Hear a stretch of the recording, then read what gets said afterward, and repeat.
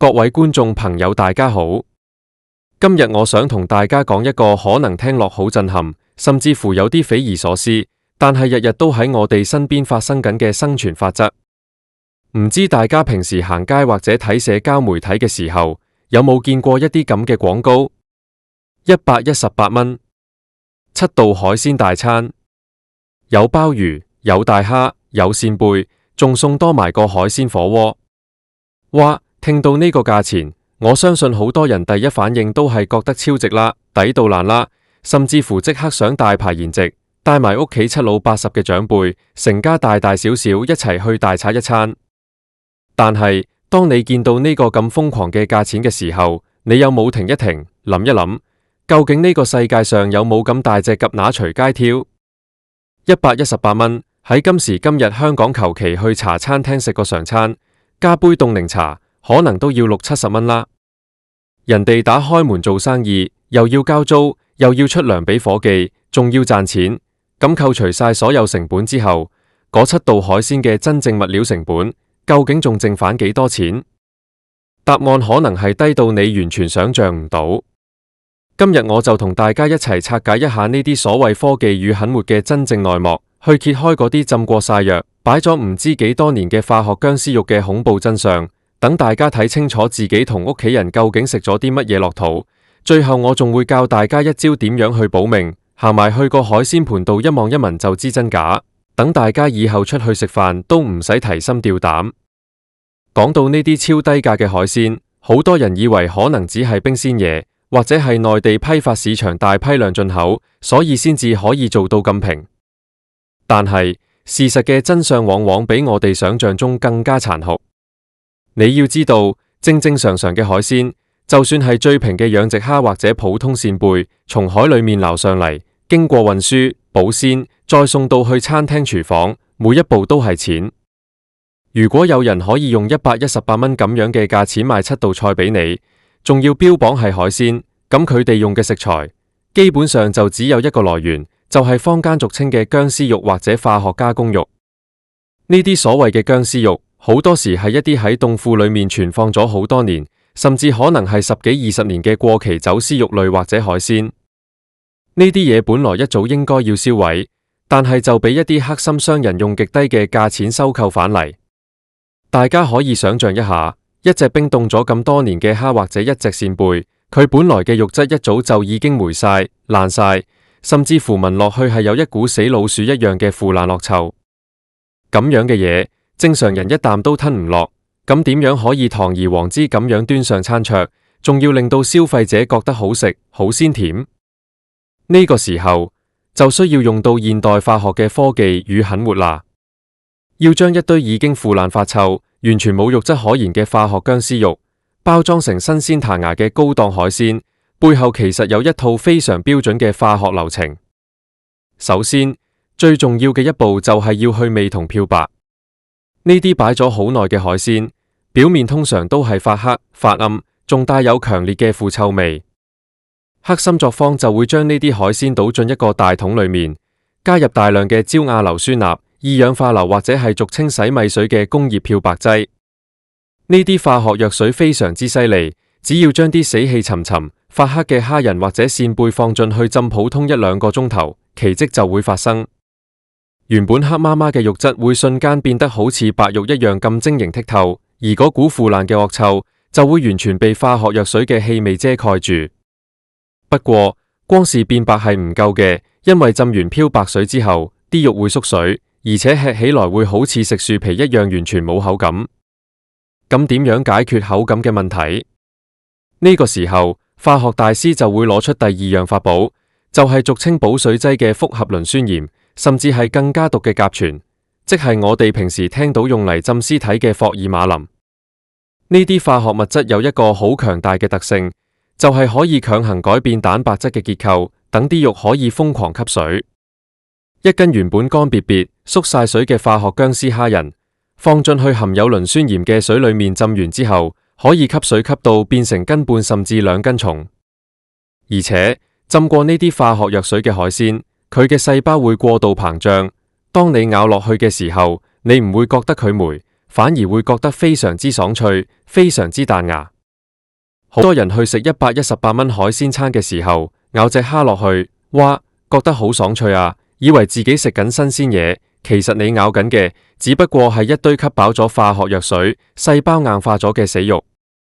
搞掂咗外觀同埋口感，最後一步亦都係最關鍵的一步，就係調味。因為浸完咁多藥水，原本海鮮應該有嘅鮮甜味一早就已經消散得無影無蹤，剩低嘅只有一股淡淡嘅化學藥水味。咁點樣先可以令到一班食客覺得佢有海鮮味？廚房就會用大量嘅化學添加劑，例如係高純度嘅味精、艾加節、海鮮粉、蝦油精，甚至係一啲叫做鮮味劑嘅化學調味品。呢啲調味品嘅鮮度係天然海鮮嘅幾十倍甚至幾百倍。只要喺煮嘅時候加少少，成鑊嘢就會散發出極度濃郁，甚至有啲過分刺鼻嘅海鮮香味。同時，為咗掩蓋可能殘留嘅怪味，呢類118蚊嘅海鮮餐，基本上全部都會用好重口味嘅烹調方法。你睇下佢哋嘅菜單，一係就係蒜蓉粉絲蒸，一係就係避風塘炒，一係就係麻辣火鍋、椒鹽爆炒。點解唔敢做白灼？點解唔敢做清蒸？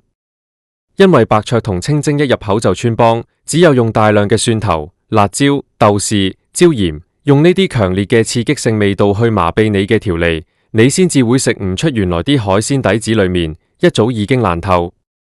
好多人可能會話：哎呀，今時今日科技咁發達，全世界嘅食物都有添加劑啦，食少少死唔去嘅，最緊要平時生活艱難，118蚊可以同屋企人開開心心食一餐，當係攞個高興咯。如果你真係咁諗，咁你就真係太天真，太輕視呢啲化學藥水對身體嘅傷害。你要知道，呢啲唔係普通合理使用嘅食品添加劑，呢啲係超標幾十倍，甚至係工業級嘅化學毒素。我哋先講下頭先提到嘅焦亞硫酸鈉同二氧化硫。呢啲化學物質進入人體之後，會嚴重破壞我哋體內嘅維他命 B1，長期食用會導致神經炎、骨質萎縮，更加會嚴重傷害我哋嘅條腸胃，引起慢性胃炎甚至胃潰瘍。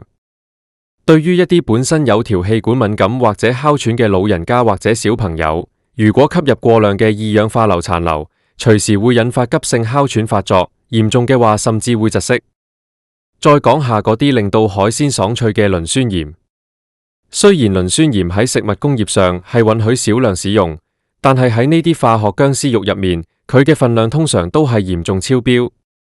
當人體攝入過量嘅磷，就會打破體內鈣同磷嘅平衡，令到身體冇辦法吸收鈣質，從而導致嚴重嘅骨質疏鬆。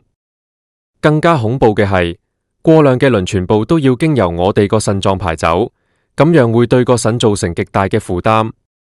久而久之，個腎功能就會衰退，最後可能要行到洗腎呢一步。至於有啲黑心作坊為咗保鮮而加入嘅甲醛，呢個一早已經被世界衛生組織列為1級致癌物。長期食呢啲浸過甲醛嘅海鮮，毒素喺身體入面慢慢累積，會直接破壞我哋嘅免疫系統，誘發敗血症、淋巴瘤，甚至係胃癌同肝癌。大家試你想一下，你諗住高高興興帶住辛苦工作咗一世，依家已經60、70歲嘅爸爸媽媽，又或者係帶住仲讀緊小學，只有8、9歲嘅仔女，去食呢個118蚊嘅7道海鮮大餐，你以為自己好孝順、好顧家，用一個好抵嘅價錢帶俾屋企人一餐豐富嘅回憶，但係實際上你係親手將一碟又一碟浸滿咗漂白水、補水劑、致癌甲醛同埋超標化學鮮味劑嘅毒藥夾落去你最愛嘅屋企人個碗裏面，睇住佢哋食得津津有味，你仲喺度讚人哋間鋪頭抵食。等到幾年之後，屋企人個身體開始出現問題，呢度痛嗰度痛，甚至要去醫院檢查發現生癌症嘅時候，你仲以為係因為年紀大或者運氣唔好，你根本唔會聯想到原來致命嘅元兇就係你以前貪便宜，經常帶佢哋去食嘅嗰啲科技與狠活超低價海鮮。呢個世界上最悲哀嘅事莫過於此。咁講到呢度，大家可能會覺得好驚，甚至乎覺得哇，依家出去食飯好似處處都係陷阱，咁我係咪以後都唔可以出去食海鮮？係咪全香港、全世界嘅平價餐廳都唔去得？當然唔係。我哋唔需要因噎廢食，但係我哋一定要學識點樣去保護自己同埋保護屋企人。今日我就教大家一個非常簡單，但係非常之有效嘅保命招數。只要你行埋去個海鮮盤度，或者等碟菜端上台嘅時候，用呢3個步驟：一望、二聞、三摸，你就可以瞬間分辨出邊啲係新鮮海鮮，邊啲係浸過藥嘅化學僵屍肉。第一步，我哋要望外觀。正常嘅海鮮，就算係死咗、冰鮮嘅，佢嘅色澤都應該係帶有一種自然嘅暗啞或者半透明感。例如新鮮嘅蝦，佢嘅殼應該係帶有一點點青色或者微紅，蝦頭同蝦身係緊緊連埋一齊嘅。但係如果你見到一盤蝦仁，佢嘅顏色白得好唔自然，甚至乎好似散發住一種熒光一樣嘅亮白，又或者隻隻都肥大到不切實際，晶瑩剔透到好似水晶咁樣，咁你就一定要打醒12分精神，因為呢種病態嘅完美外觀，基本上100%係用漂白水同補水劑強行浸出嚟嘅。再睇下啲扇貝肉，如果每一粒扇貝肉都大得一模一樣，圓滾滾咁樣，而且顏色慘白，但係你望下個扇貝殼，個殼明明好細隻，點解可以裝住一粒咁大嘅肉？呢個就係經典嘅組裝扇貝。黑心商人用一啲極便宜嘅死魚肉或者大型雜肉，加入化學黏合劑、海鮮香精，倒進模具裏面壓成扇貝嘅形狀，然後再隨便揾個用過嘅扇貝殼將佢哋黏埋一齊。只要你留意到個肉同個殼嘅比例完全唔對稱，或者個肉輕輕一撥就成塊掉落嚟，完全冇連住個殼嘅根部，咁呢個就肯定是科技產物。第二步，我哋要聞氣味。天然嘅海鮮最原始嘅味道應該係一種淡淡嘅海水鹹香，或者係一種好自然嘅魚腥味。但係如果係浸過藥嘅化學海鮮，你只要將佢拎近個鼻度聞一聞，你就會發現一啲好奇怪嘅特徵。首先，你可能完全聞唔到任何魚腥味或者海鮮味，取而代之嘅係一種好似去咗游泳池一樣嘅淡淡漂白水味，或者係一種好似鼻、好似藥水一樣嘅化學味。另一種情況就係，當呢碟海鮮煮好上台嘅時候，你一聞落去，哇，陣香氣強烈到有啲過分，成間餐廳都聞到佢嗰股避風塘或者麻辣嘅香味。呢個時候你唔好以為佢真係咁夠鑊氣，你要試下透過啲香料嘅味道，去細心聞下底層嘅肉質。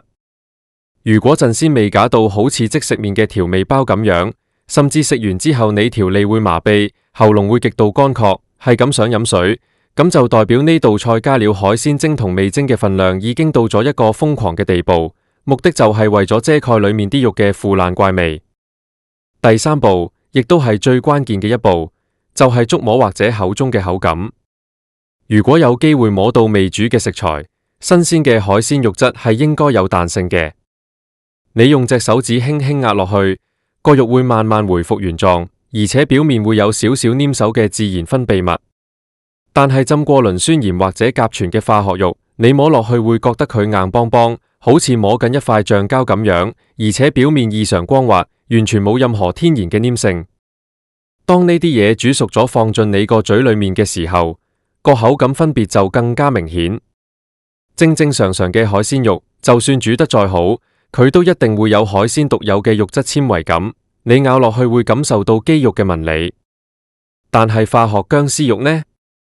你一咬落去，第一感覺可能係好脆，好似食緊爽脆嘅蒟蒻或者魚蛋咁樣。但係當你再咬多兩下，你就會發現個肉質裏面係完全空洞，冇任何肉汁嘅，亦都冇任何肉類應該有嘅嚼勁，成嚿嘢好似一團死物咁樣。呢種只有爽脆，沒有肉香嘅奇特口感，就係化學海鮮最完美嘅呈堂證供。其實講到尾，呢個世界運作嘅商業邏輯永遠都唔會變。一分錢一分貨，呢句說話雖然老土，但係無論過咗幾多年，科技幾發達，佢依然係牢不可破嘅真理。商人開鋪頭唔係做慈善，人哋都要養家糊口。當你見到一個價錢平到完全背離了市場規律嘅時候，你就一定要明白，佢能夠慳到嘅成本，絕對唔係因為佢識得批發，唔係因為佢量大，而係因為佢將你同你屋企人嘅健康當作了佢賺取利潤嘅籌碼。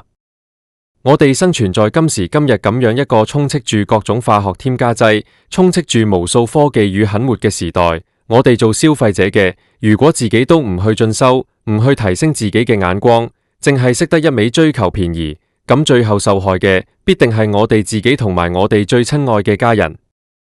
所以，我真係好希望大家睇完今日呢段分享之後，可以將呢個一望、二聞、三摸嘅保命招數深深咁記喺腦海裏面。下次當你再喺條街度見到啲打住118蚊食7道海鮮或者類似標語嘅平價餐廳嘅時候，唔好再一時衝動就衝入去。就算真係入到去坐低，當碟菜上台嘅時候，都要用我教大家嘅方法，幫屋企人把好最後一關。如果發現唔對路，寧願唔食，寧願嘥咗嗰少少錢，都絕對唔好將呢啲化學毒素吞落肚。錢我哋可以再賺過，但係健康，特別係屋企人老人家同小朋友嘅健康，一旦失去了，你就用幾多個118蚊都絕對買唔返。希望今日嘅內容可以幫到大家，等大家以後食飯都食得精明，食得健康，平平安安享受每一餐。